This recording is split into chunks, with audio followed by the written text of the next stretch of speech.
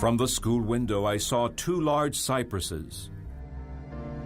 I got totally lost in thinking about how they changed with the light.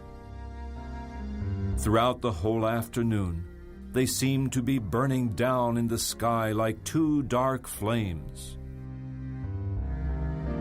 Like the Angelus, their silhouettes disappeared into the night.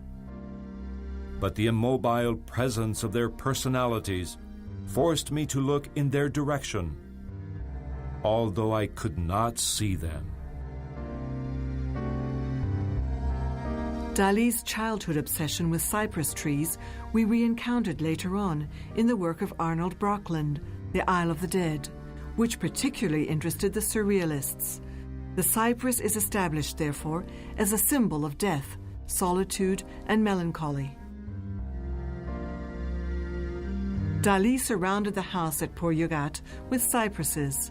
This meant that all the early morning cheer, which he found savage and bitter, transformed the early evenings into sadness, turning Port Yougat into a new Isle of the Dead.